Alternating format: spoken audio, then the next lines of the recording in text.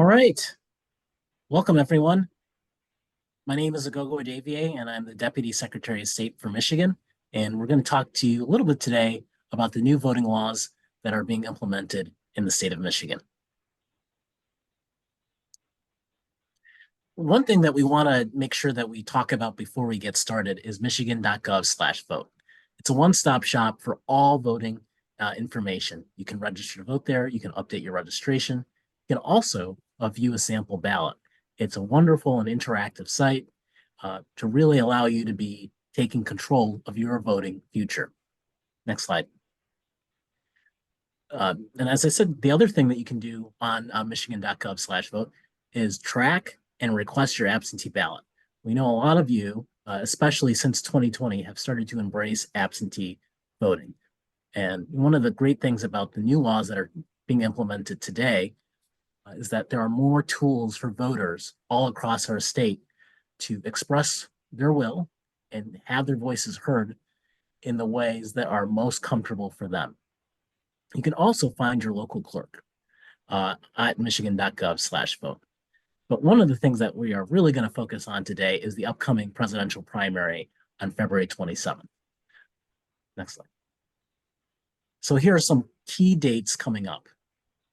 February 23rd by 5 p.m. is the last day and last time that a clerk can mail you an absentee ballot. So if you request an absentee ballot up until that time, a clerk will mail you an absentee ballot. We encourage you, however, because of potential mail delays, to request your absentee ballot now if you intend to vote in the February 27th election.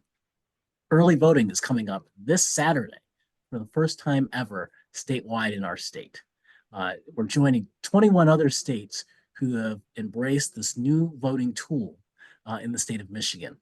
And early voting will be going through this coming Sunday, the next Sunday, February 25th. Also, Monday, the 26th is the last day that you can request an absentee ballot in person. Of course, by election day at 8 p.m., you can vote at your precinct. You can return your absentee ballot by hand to the clerk's office or a drop box, and you can also register to vote at your city or township clerk's office. Next slide. Next slide. So I'm going to be joined by Khyla Craine, who's our Deputy Legal Director here at the Department of State, and we're going to talk a little bit about the new voting laws that are coming online and take effect today. So Khyla, could you tell us a little bit about what's happening in Michigan and why it's so important to our voters out there? Sure. Thank you so much for having me, Deputy Secretary. So we are, as you stated, we are super excited that early voting will begin on this coming Saturday. The voters of Michigan enshrined into our state constitution in 2022, having at least 9 days of early voting. And so this will be the first opportunity across our state to participate in early voting. And as you stated, Deputy Secretary, that the last day for early voting for the presidential primary will be Sunday, February 25th. And so if you go to your county or your local clerk's office, either their website or in their in-person office, you can see where your early voting sites are located across your jurisdiction, the times that they're available so that you can participate in early voting. Also, you should have received a card in the mail a couple of weeks ago exactly stating where your city or your township will be participating in early voting. And of course, as the Deputy Secretary said, you can go to michigan.gov/vote, and that will also show you all of the early voting sites that are available for your jurisdiction. Khyla, I have a question. Is Yeah. early voting any different than voting on election day? Is it basically the same? It's basically the same. And so you will be able to go, you check in as normal. You'll bring your ID if you have it, or if you don't have your ID with you, you can sign an affidavit of identity and be able to vote a regular ballot. For this presidential primary, you do have to choose what type of ballot you want. So you have to choose either a Republican or a Democratic ballot to complete. But just like on election day, you're able to complete your ballot and then put it into the tabulator. So it's very similar to what voters are accustomed to on an election day in-person voting experience.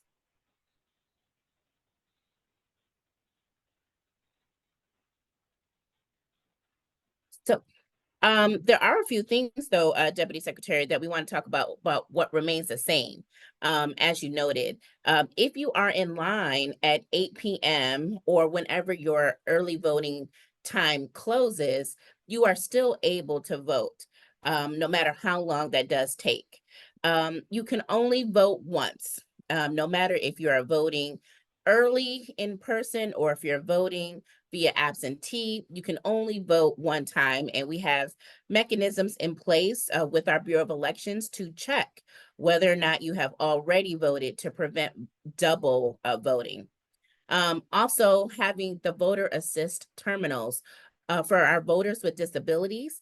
If you need additional assistance to participate in in-person voting, those machines will be available at your early voting sites as well. So just like if you went to vote on election day, you still have the opportunity to utilize one of those voter assist terminals at your early voting polling location. And then, as I stated, once you're completed your selection on your ballot, you place it into the tabulator during that early voting process as well. Great. Can we talk a little bit about absentee voting and what's new and what's different? Sure. So we are really excited about some of the new laws that are coming into effect for absentee ballots. One is a really big deal for Michiganders, that you can be placed on a permanent absentee ballot list. And that is with your local township or city clerk's office. That would mean that every election you would receive an absentee ballot to complete, if that is how you would like to engage with the election process. Prior to this year, if you recall, you would be able to be on an absentee voter ballot application list. And those are two separate things. So one is the application. Before every election, you would receive an application, and then you determine whether or not you want to participate in the election via absentee ballot. If you're on the absentee ballot permanent list, then you actually get a ballot before every election. And so that just increases the opportunities and ways to participate in our elections. Also, certain local clerks are able to process ballots before election day that are absentee ballots. This is a great thing for our local clerks. We know that they work super hard to get ready and prepare for our elections. And there is a process to go through in order to get absentee ballots ready to be tabulated. And so having local clerks be able to pre-process, that just allows more expedited tabulation of absentee ballots when that time comes. And as you stated, Deputy Secretary, you can track your absentee ballot now on michigan.gov/vote. So if you requested a ballot and you're just waiting to figure out when is that coming, you can see whether or not your local clerk received your request, your application for a ballot, whether or not that ballot was placed into the mail. And then once you complete your ballot, you make sure that you sign the back envelope for your ballot. You can see whether or not your ballot has been received back by the clerk's office. This is all in an effort to ensure transparency with your ballot and making sure that the local clerk actually got it. So I have another question. Yeah. In terms of security with the absentee ballot, mail ballot permanent list, you still have to have your signature checked when you get on the list and also when you return a ballot, right? Yeah, absolutely. That's a great point, Deputy Secretary. You definitely have both of those. But one of the new laws that are in place is that if there's an issue with your signature, the clerk actually has to call you or find a way to notify you that there is an issue. So whether that is for the application or once you get your ballot, you sign the envelope on the back, and there may be an issue with that signature on the back of the envelope, or maybe you even forgot to sign the back of the envelope. The clerk will contact you and let you know, hey, there's an issue with this, you have to fix it. Now it's up to the voter to make sure that it's fixed in the time frame allotted so that that ballot would count. But you're 100% correct. You have to make sure that their signature is on both the application and the ballot envelope.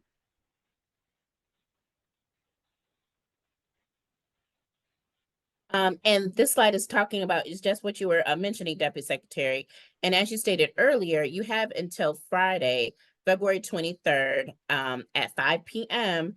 to fix any issue with your signature on your application. Another great feature that the legislature passed is to help our military and overseas voters. We know that there are Michiganders around the world that are helping to protect and defend us. And they have an opportunity to also participate in our democracy.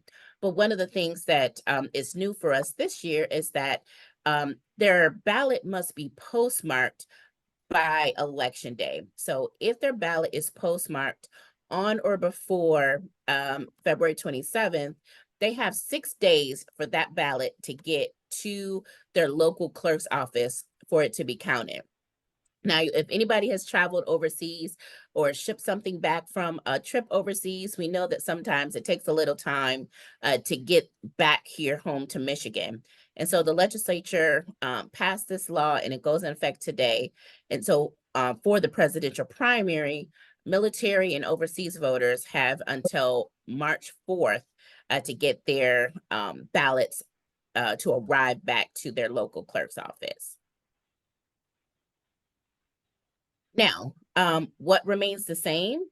A lot of the things that you mentioned, Deputy Secretary, but there's a couple of things we want to highlight. One, if you want to spoil your ballot, you have to make sure that you notify your clerk's office to get a request for a new ballot, and that has to be done in writing. And also, as normal, only authorized individuals may handle your completed ballot in that envelope. So either yourself, a member of your household, a member of your family, or a postal worker can only handle your completed absentee ballot envelope. So it's not just anybody who can turn that in for you at the drop box or at your local clerk's office. It's only those select people who can do that to you, do that for you, I should say. Also, your local clerk could deputize someone to come and get that absentee ballot for you if you're not able to leave your home or if you don't have anybody else there to help you.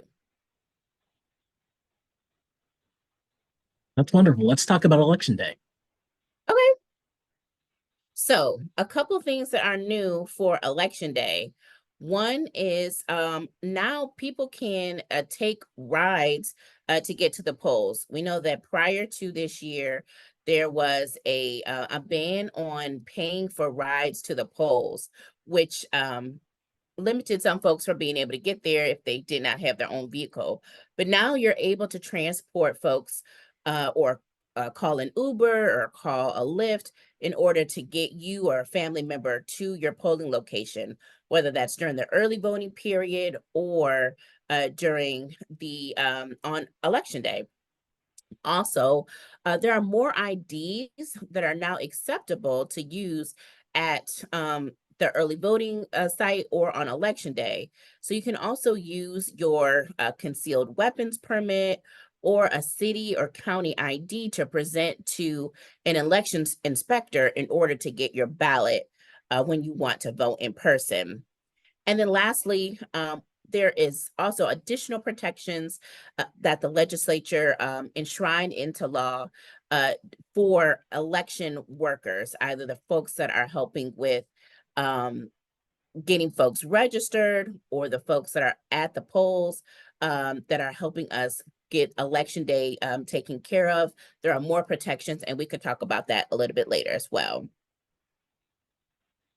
But there are many aspects of the in-person voting process that do remain the same. If you're voting on election day itself, you must vote in your precinct. So on early voting, there may be multiple areas in which you can vote, but on election day, February 27th, you must vote in your precinct. And if you have a question about what is your actual precinct, you can go to michigan.gov/vote and find that out. Also, same-day voter registration is still available at your local clerk's office. So if you have moved recently, or you are a new Michigander and wanting to register to vote here in Michigan, and forgot to do it, and now it's election day, you can go to your local clerk's office. It has to be your local city or township clerk, not your county clerk's office. And you can register to vote and then vote via absentee ballot on the same day. Also, as we talked about earlier, if you are in line at 8 p.m., you still are able to vote no matter how long that takes. Perfect. You know, one of the things that we're constantly facing in this troubling environment is the amount of disinformation and misinformation that's out there. And I wonder if you could go over some of the new tools that I've taken effect today to help us battle disinformation and really allow for truthfulness to reign in Michigan. Yeah, that's a great question. So we know that we want to make sure that every Michigander has accurate information about how to participate in our democracy. And one of the best ways to do that is, of course, to come to see us at the Secretary of State website and get that information. But we also know that there is a lot of chatter online, on TV, et cetera. And so we want to make sure that you're aware about the new provisions to help protect our democracy. So the state legislature enshrined new laws and regulations around the use of artificial intelligence in political advertisements. And so if a campaign or a politician has utilized artificial intelligence in whole or in substantial part to create an ad, they must disclose it. I don't know if y'all seen some of the memes or ads that have been created utilizing AI, but if they're doing that in the political realm, that must be disclosed according now to state law. Also, as we were talking about earlier, we have seen a rise in political violence or threats of violence against election workers and other people who work along elections administration. And so the legislature has built up many more protections for election workers, and whether that is around them working on absentee ballots or ballot application, registering folks to vote, processing or assisting voters at a polling location or early voting site, or once the election is all done and we have to certify the election at the county and state level, there's protections for those persons as well. We want to make sure that we are not only allowing people to participate in our democracy, but also for the folks who help us run our elections in our state, we want to protect them as well. And so the state legislature has given us many more tools in order to do that. We want a safe, secure election process, and that's what this allows us to do. Perfect. So I see we have some questions in the chat. And I think Okay. the first one is on signatures and how we verify signatures on absentee ballots and absentee ballot applications. Could you talk through a little bit about that process? Yeah, sure. So if you don't mind, Deputy Secretary, I'll stop sharing and then we can chat about that. So when you either sign up for an ID or a driver's license, or once you submit your voter registration application, you have to sign. And the local clerk's office keeps a record of that signature on file, and that's what they utilize to compare the signature that you use for your absentee ballot with what they already have on file. And they work very diligently to compare those two signatures to determine whether or not it is the same person. If there are any issues with that signature, or if that signature is missing, then that gives the new laws that are in place now gives the local clerk an opportunity to engage with the voter and figure out, is there an issue? Can we correct that by a time certain? And I would just add, anyone who submits or tries to submit an absentee ballot on behalf of someone else is committing a felony. You can't do that. And there are strict guidelines for how signatures are compared. The signature comparison guidelines went through a bipartisan rule promulgation process that was very intensive.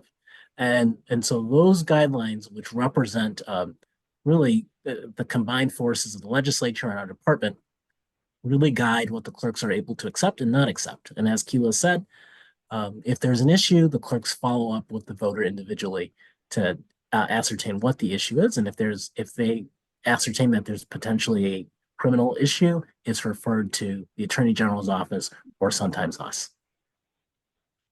Yep, that's a great point, Deputy Secretary. And we track that very diligently. We have through many of the different elections that our office has had the pleasure of administering since the Secretary came into office in 2019. And we work to make sure that each person who wants to participate in as an absentee voter is doing so, and not on behalf of someone else. Perfect. We have another question about mail times and mail speed. Sharon has told us that she mailed back her ballot and her clerk still hasn't received it. Do you have any information about what we're doing to cooperate with and work with a postal service to make sure that they're receiving election mail on time? Yeah, that's a great question, Deputy Secretary. So our Bureau of Elections has been working with the U.S. Postal Service as well as our clerks from across the state to talk about the speed of which mail is getting back to the local clerks. We have heard that there is some delays in some areas in getting it back, but be assured that you're ahead of the game because you have already completed your process early. And we will continue to work with the Postal Service to make sure that the mail related to elections is prioritized and getting back to their local clerks for processing on time. Perfect. Now, you talked about the voter assist terminals earlier, and we have a question in the chat about what equipment do voters use if they have disabilities to cast their ballot. Could you talk a little bit about that and the voter assist terminals? Sure, that's a great question. And so for residents with or voters with disabilities, whether they have limited sight issues or if they have needing hearing so that they can plug in to hear the ballot so that they can cast their choice, or if they need to use assistive devices to plug into the machine in order for them to select their choice because they may have dexterity issues. That is what the voter assist terminal does. It is set up by the local the elections inspectors. It is a electronic screen, unlike the other ballots that are paper ballots, but it still is able to it allows you to select your choice, print out your paper ballot, and then it is placed into the tabulator. And so this allows all of our voters with disabilities who choose to come in person to select their choice, their candidate of choice, to utilize the machine to assist them to do so. The other thing that we should keep in mind, Khyla, is the fact that if you are a voter who doesn't speak English as your first language and you maybe need help, you can always bring a translator into your voting location. And many clerks also provide translators at the polling location so that you have complete access to the ballot. And we're working on making sure that clerks all across all of the state uh, provide ballots that are in different languages. Yeah, that's correct, Deputy Secretary. There are a few of our jurisdictions that have to automatically translate ballots into languages other than English, and some elect to do so. But you're absolutely right.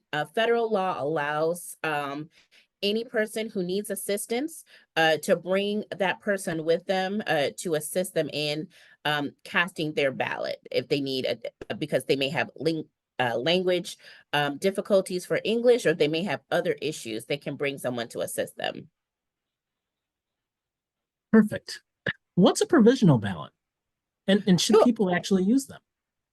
Yeah, that's a great question. So a provisional ballot is for someone who may believe that they are in their correct precinct, and we just need to double check. So they cast a provisional ballot. We double check to see if they were in the correct precinct, and all of their other information is accurate. And once we verify that, if we verify that, then they're able to have that ballot count.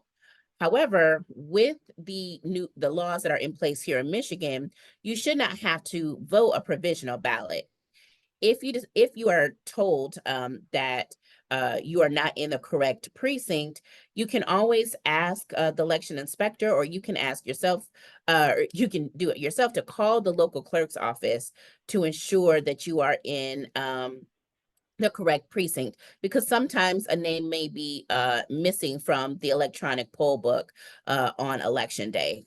So you can double check to see if you're in the right precinct, or it may be something that you might not be registered in that jurisdiction for some reason. If that's the case, we have same day voter registration. So you can go to your local clerk's office. You would need to provide your residency information to prove that you are a resident of that jurisdiction, and then you can register to vote in that jurisdiction and be able to either go back to your local precinct, or you can vote an absentee ballot to cast it right there at your local clerk's office. Perfect. Can you take pictures in the polling location, or is that banned? So it's a little tricky question with that, Deputy Secretary. So you can bring your camera inside of the polling location. You can take a picture of yourself, but what you cannot do is take video and pictures of other people as they are casting their ballots. We do have a constitutional amendment to a secret ballot. And so we don't want folks to be taking pictures of others as they are casting their ballot, because that is private to them. What you can also do is you can go to the selfie wall. Many jurisdictions have a selfie wall so that you can take a picture of yourself inside of the polling location to prove to all your friends on IG and Facebook that you actually did participate in the democracy on election day. So you cannot take pictures of other people. You cannot take pictures of their ballots and things like that, but you can take pictures of yourself, especially in front of the selfie wall. Perfect. You know, I always want to gotta be able to get something for the gram, right? Exactly. Yep. So in terms of, people who staff our polling locations and voting sites all across the state are election inspectors, or more commonly known as poll workers. Yeah. Who, how did we decide how many Democrats and Republicans are involved in that process?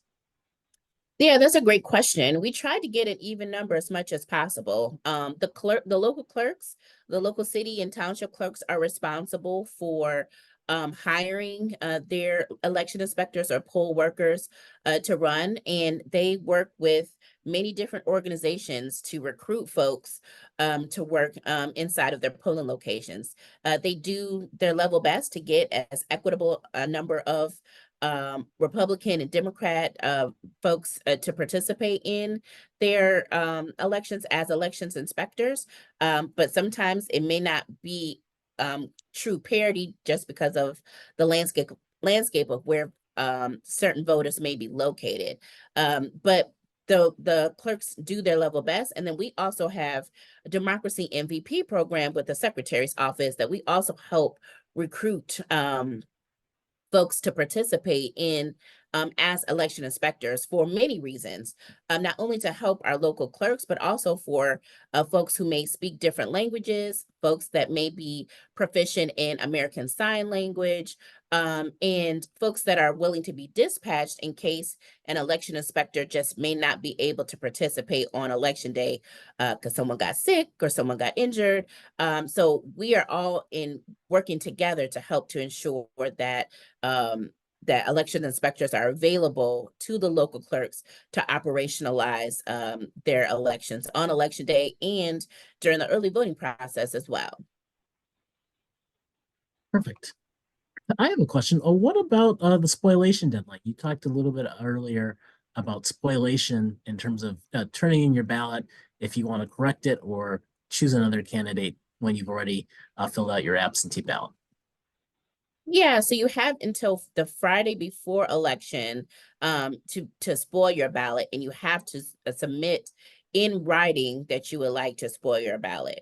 The benefit of having an absentee ballot, right, is that you're able to review that ballot and determine who you want to vote for. So if by chance you have not completed your ballot and you want to maybe vote in person, you can also do that. But if you have already filled out your ballot and now you want to vote for someone else, you have to submit that in writing to your local clerk's office. They will have to spoil that, make it void, and then reissue you a ballot so that you can select the person that you desire. Oh, and right, because of the new laws, thank you, Deputy Secretary, with the new laws, you have 8 days before election day to spoil your ballot. So that's one of the new laws that we didn't talk about that is gone into effect today as well. Um, so can you use a Dropbox to return your ballot and application? Any application? Any voting application? Yes, yeah, you absolutely can. Especially, yes, you can. And the local clerk's office are frequently checking the locked drop boxes, protected drop boxes, and to retrieve the applications, and then of course to retrieve your completed and signed absentee ballots as well. And oh, the other thing to remember is that you can only use the Dropbox for your jurisdiction. So if you live in Livonia, you can only submit your ballot in a Dropbox in Livonia. You can't drive to Farmington Hills and put it in the Dropbox there, or else there's a chance it won't be counted. Another great point in remembering where your absentee ballot Dropbox is to go to michigan.gov/vote, which is a one-stop shop for all of your voting needs. That's Is there great. Oh, you went on mute, Deputy Secretary. Yeah. Go ahead. I didn't mean to cut you off.